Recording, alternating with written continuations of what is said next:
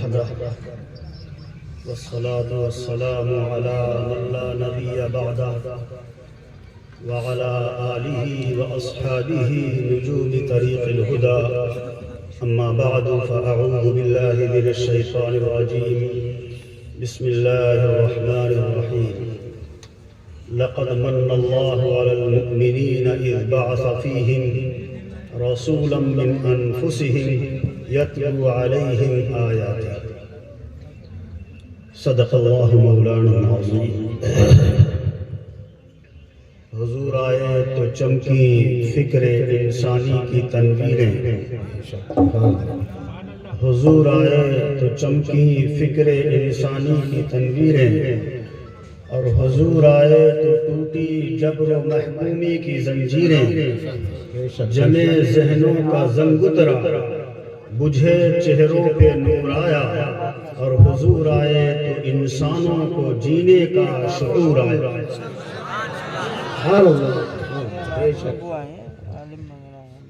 معزز حاضرین کرام اور مسند پر بیٹھے ہوئے انتہائی معزز علماء نظام، آج کی مجلس جو منعقد کی گئی ہے،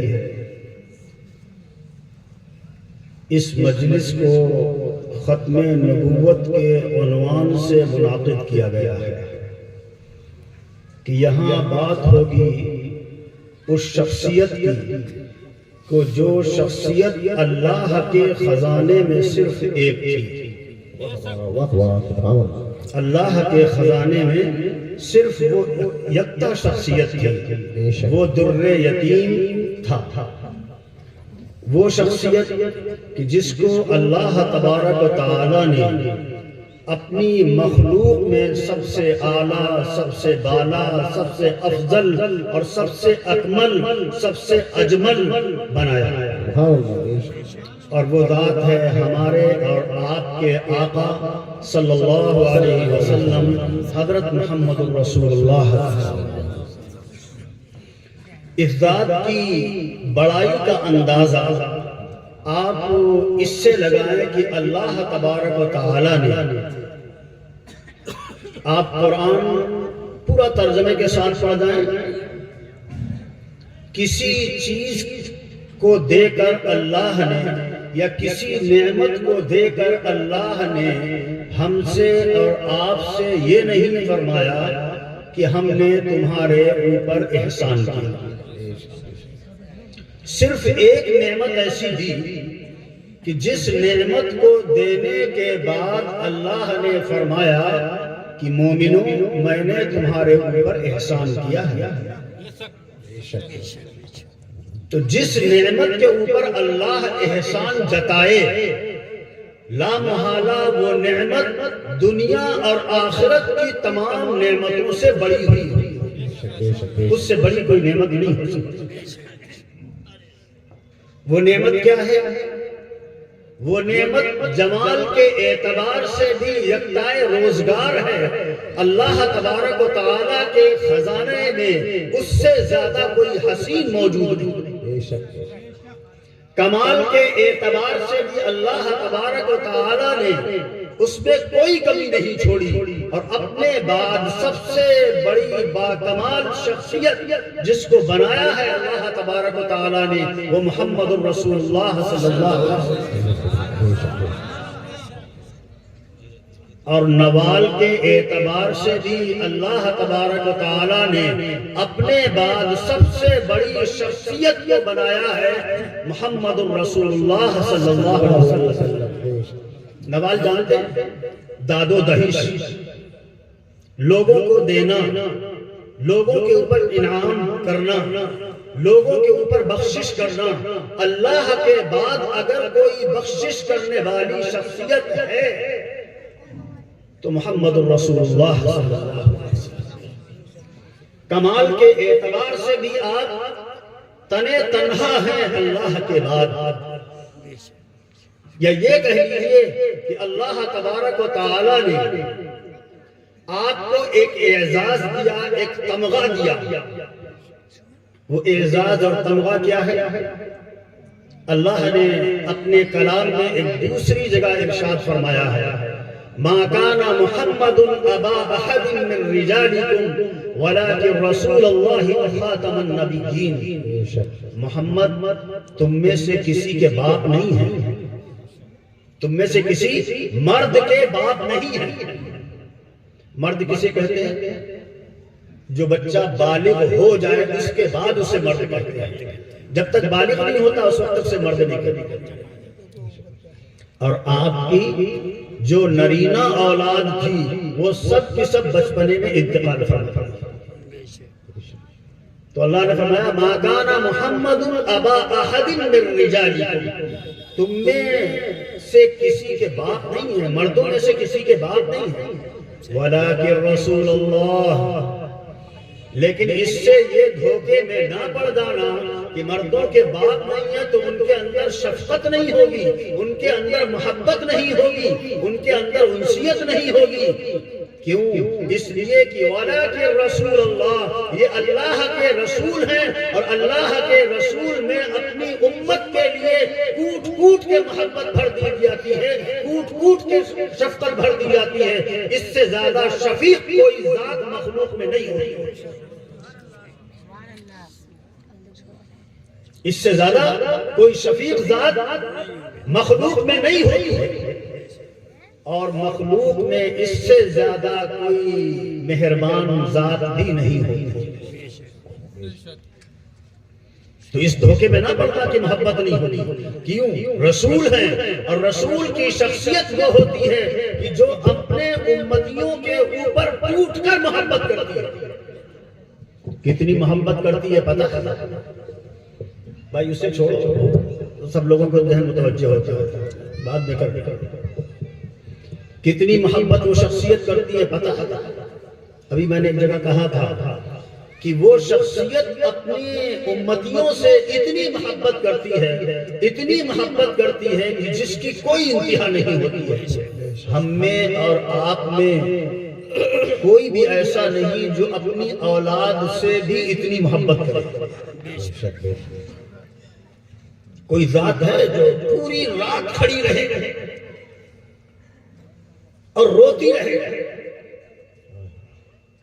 اگر کوئی ذات ہے تو محمد رسول اللہ صلی اللہ علیہ وسلم۔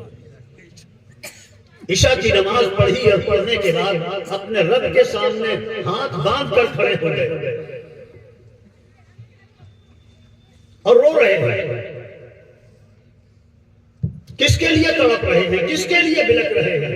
ان تعذبهم فانهم عبادک، میرے اللہ یہ تیرے بندے ہیں، یہ تیرے غلام ہیں، یہ تیری مخلوق ہیں، اگر تو ان کے اوپر عذاب کرے گا تو تو کر سکتا ہے۔ وان تغفر لهم فانك انت العزیز الحکیم، اگر آپ ان کی مغفرت کر دیں گے تو آپ کو زبردست حکمت والے ہیں۔ پوری رات کھڑے کھڑے یہی جملہ دہراتے رہے، روتے رہے رب کریم کے سامنے، اتنا روئے اور کھڑے کھڑے اتنی تکلیف ہوئی کہ پیر مبارک سوج کر برمانو اتنے موٹے ہو گئے۔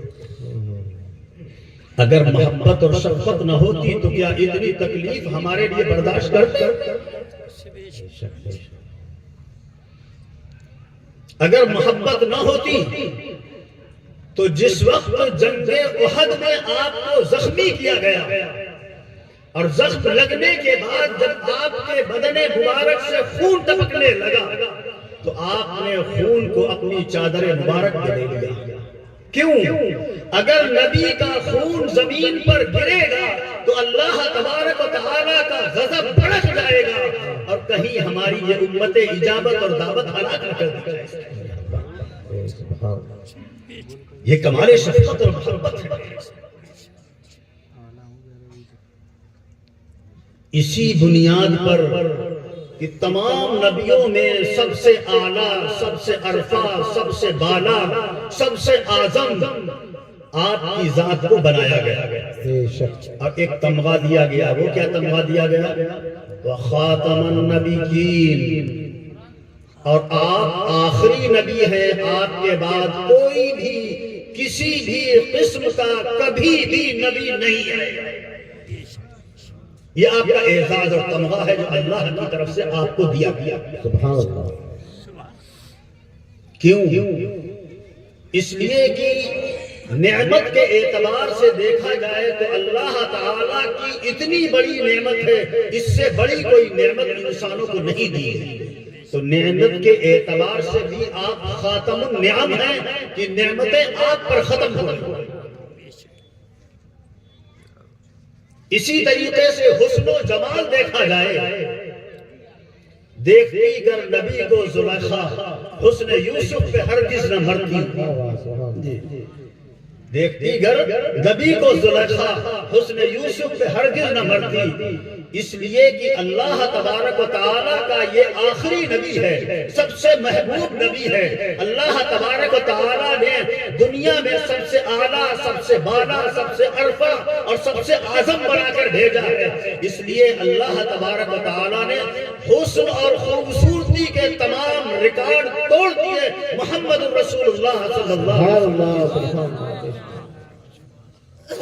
حضرت عائشہ صدیقہ رضی اللہ تعالیٰ عنہ فرماتی ہیں کہ مجھے کسی چیز کو تلاش کرنے کی ضرورت پڑتی تھی تو میں اپنے محبوب کو آواز دے کر اندر حجرے میں بلاتی تھی اور آپ کی روشنی سے اس چیز کو میں ڈھونڈ لیا کرتا تھا. تو جمال کے اعتبار سے بھی آپ خاتم ہیں اور کمال کے اعتبار سے بھی آپ خاتم ہیں. اس لیے کہ اتنا باکمال نبی اور رسول اللہ تبارک و تعالیٰ نے کسی کو بنایا ہی نہیں، کسی کو نہیں. آپ نے خود ایک جگہ فرمایا کہ اگر موسیٰ زندہ ہوتے تو ان کو بھی میری اتباع کرنا پڑتی.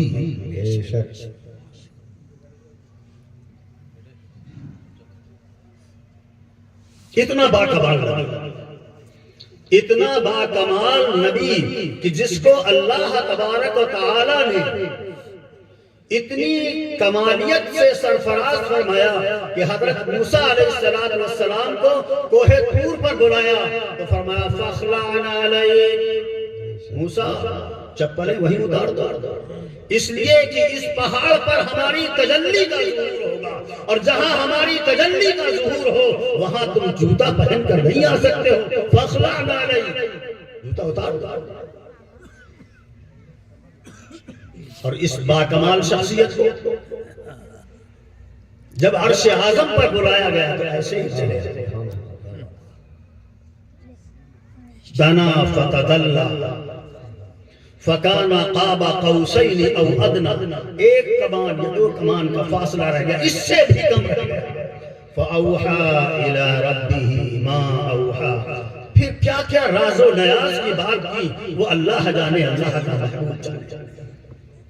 تو کمال کے اعتبار سے بھی آپ خاتم ہیں. اب اتنا کمال کا کوئی بھی نبی تو نہیں، کوئی بھی پیدا ہی نہیں ہو سکتا. تمام کمالیت کا خاتمہ، تمام کمالوں کا خاتمہ اور تمام جمالوں اور حسنوں کا خاتمہ اللہ کے رسول صلی اللہ علیہ وسلم پر. اور نوال، داد و دہش، بخشش، اس کا تو کچھ نہیں کیا، اس کا تو کچھ نہیں کیا. گھر میں جو آیا اٹھا کے دے دیا. پھر گھر میں گئے، عائشہ کچھ ہے جس سے افطار کر لیا جائے.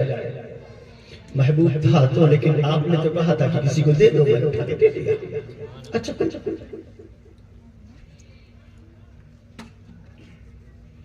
جبکہ اللہ تبارک و تعالی سے آپ کو امید ہی نہیں، بلکہ آپ نے خود فرمایا کہ اگر میں چاہوں تو اللہ تبارک و تعالی اس احد پہاڑ کو سونے کا بنا دے. اتنا باکمال نبی، اتنا باجمال نبی اور اتنا نوال کو داد و دہش کرنے والا نبی. اس نبی کو اللہ نے ایک تمغہ دیا، خاتم النبیین. یہ میرا آخری نبی ہے، یہ میرا آخری رسول ہے. اس کے بعد کبھی بھی کوئی بھی کسی بھی قسم کا نبی اور رسول نہیں آ سکتا.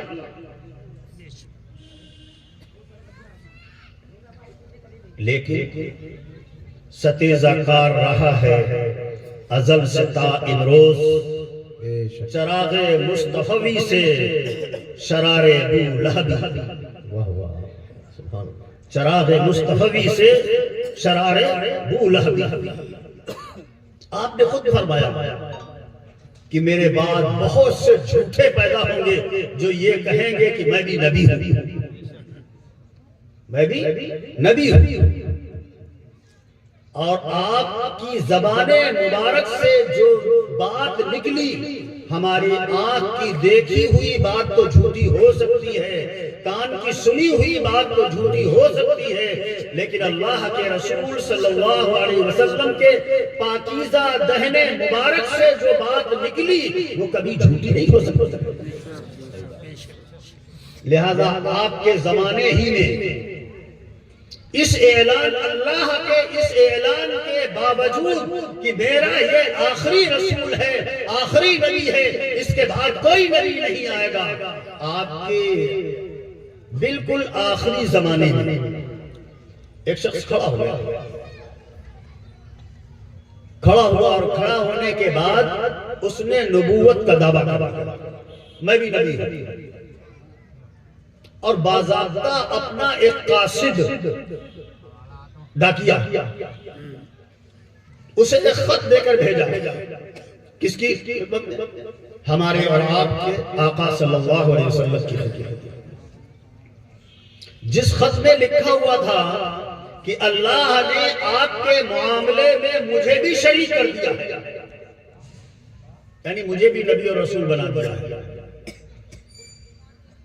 لہذا آدھے جزیرے پر آپ حکومت کریں، آدھے کا نہیں کرے گا۔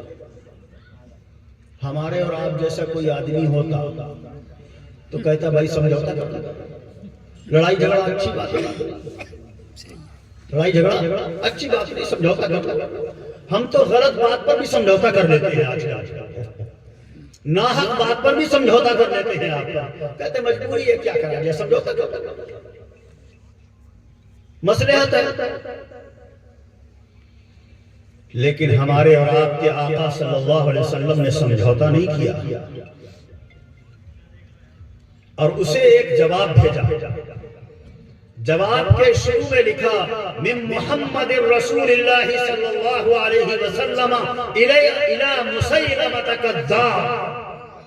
یہ خط اللہ کے رسول صلی اللہ علیہ وسلم کی طرف سے ہے اور مسیلمہ جھوٹے کی طرف، مسیلمہ جھوٹے کی طرف آپ نے خط بھیجا، اور اس کی سرکوبی کے لیے آپ نے باضابطہ طور پر ایک لشکر تیار کیا۔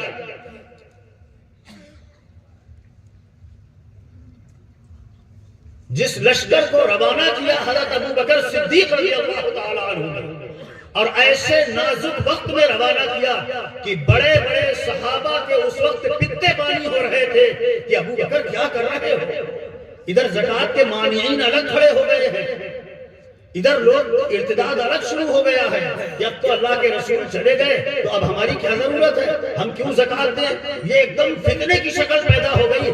ایسے وقت میں مدینے سے اتنا بڑا لشکر بھیج دینا یہ خطرے سے خالی نہیں ہے، رک جاؤ، مصلحت سے کام لے لو۔ تو سیدنا ابو بکر صدیق رضی اللہ تعالی عنہ نے جواب دیا، جس لشکر کو اللہ کے رسول صلی اللہ علیہ وسلم نے روانگی کا حکم دیا ہو، ابو بکر کی یہ مجال نہیں ہے کہ اس لشکر کو روک، یہ لشکر جائے گا اور مسیلمہ کی سرکوبی کرے گا۔ چنانچہ لشکر روانہ ہوا۔ کسی صحابی نے یہ نہیں کہا کہ مسیلمہ سے اس کے نبی ہونے کی دلیل تو معلوم کر لو، کسی صحابی نے نہیں کہا، اس لیے کہ وہ ایسے متوالے تھے، ایسے جانثار تھے، ایسے اللہ کے رسول صلی اللہ علیہ وسلم کے عاشق تھے کہ میرے آقا کی زبان سے جو چیز نکلی ہے وہی صحیح ہے، اس کے علاوہ جو ہے وہ سب غلط ہے، میں دلیل کیوں معلوم کروں؟ ہمارے آقا نے کہہ دیا میں آخری نبی ہوں، اب آپ کے بعد کوئی نبی نہیں آئے گا تو نہیں آئے گا، اور ہم دلیلیں معلوم کرتے ہیں صاحب۔ مولوی صاحب سے بلا لو ذرا بات تو کر لیں، ہو سکتا ہے کوئی بات صحیح ہوئی۔ امت میں سب سے پہلا اجماع تمام صحابہ کا اسی بات پر ہوا ہے کہ جو قرآنی حکم ہے، جو حدیث کا حکم ہے، جو ہمارے آقا نے فرمایا ہے، وہی حق ہے، وہی سچ ہے۔ آپ کے بعد کوئی بھی کسی بھی قسم کا نبی اور رسول نہیں ہے۔ ہم بھی اسی چیز پر ڈٹے ہیں کہ نہیں؟ اچھا، اتنا باکمال نبی جو حسن اور جمال کے اعتبار سے بھی یکتا ہے، جس کے مقابل میں کوئی حسن ٹھہرتا نہیں ہے، خود صحابی رسول فرماتے ہیں کہ ایک دفعہ چاندنی رات میں اللہ کے رسول صلی اللہ علیہ وسلم تشریف فرما تھے اور ہم لوگ ارد گرد بیٹھے ہوئے تھے اور 14ویں رات کا چاند چمک رہا تھا، دمک رہا تھا، تو کبھی ہماری نگاہیں چاند پر جاتی اور کبھی رخ انور پر جاتی۔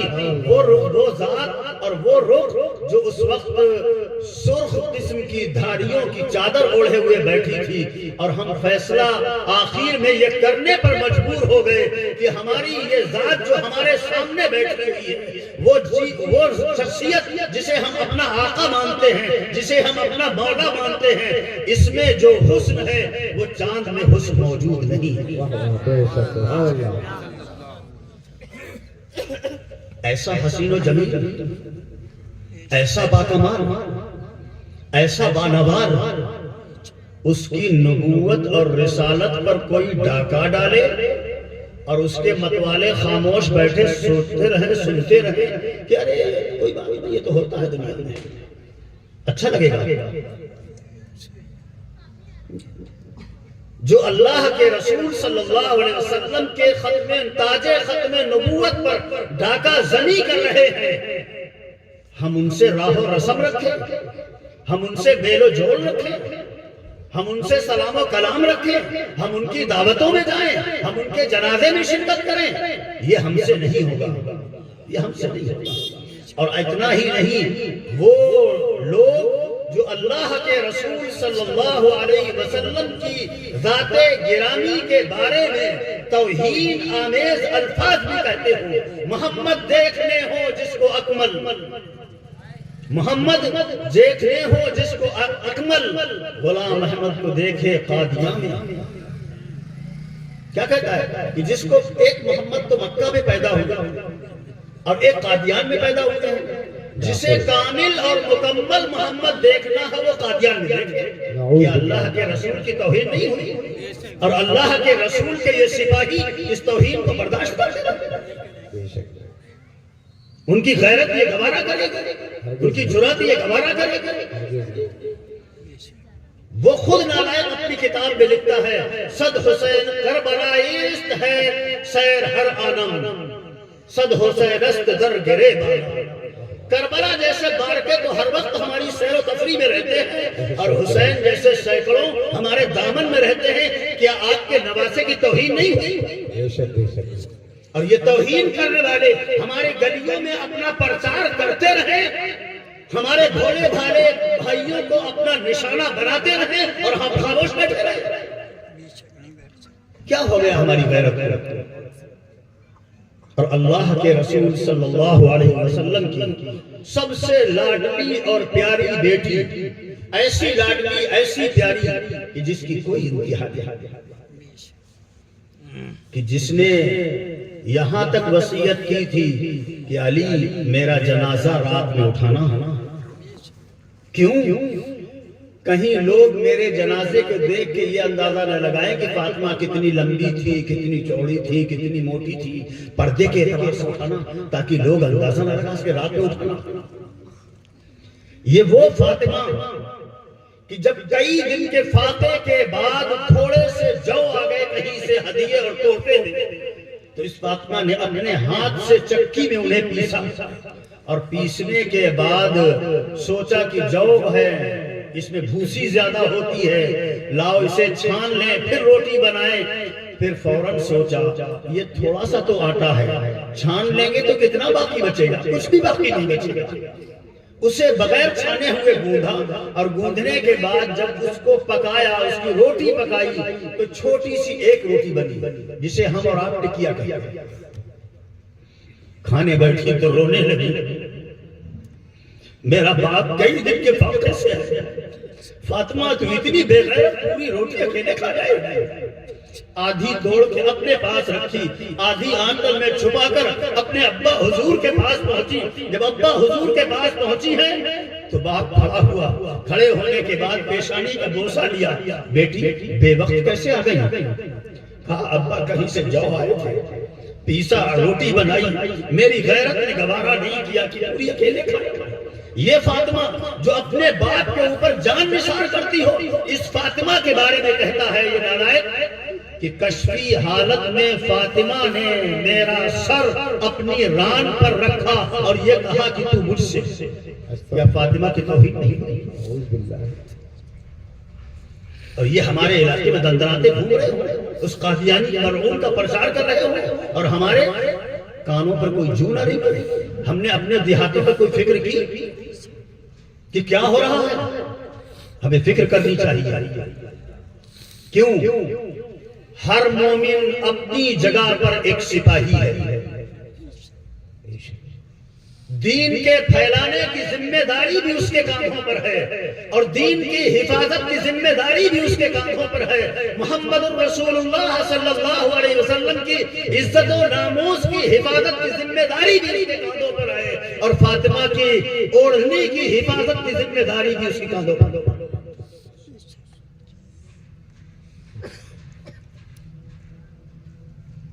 کون کون کرے گا؟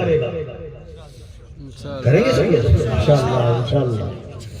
دیکھو مومن چومکھا لڑکا ہے، دین کی نشر و اشاعت کی ضرورت پڑے گی تو ہمارے کاندھے جھکے ہوں گے، ہم کریں گے۔ دین کی حفاظت کی ضرورت پڑے گی، ہمارے کاندھے موجود ہیں، ہم کریں گے۔ سرحدوں کی حفاظت کی ضرورت پڑے گی، ہمارے کاندھے موجود ہیں، ہم کریں گے۔ کسی سے بحث و مباحثے کی ضرورت پڑے گی، ہمارے کاندھے، ہماری زبانیں، ہمارے دل و دماغ موجود ہیں، ہم اللہ کے رسول صلی اللہ علیہ وسلم کی طرف سے وکیل بن کر اللہ کے رسول کی بکارت ہم کریں گے۔ سب لوگ تیار ہیں؟ اللہ تبارک و تعالی ان جذبوں کو برقرار رکھے، اور اللہ اپنی اور اپنے محبوب کی محبت ہمارے دل و دماغ میں ریشے ریشے میں کوٹ کوٹ کر دے۔ وآخر دعوانا الحمدللہ۔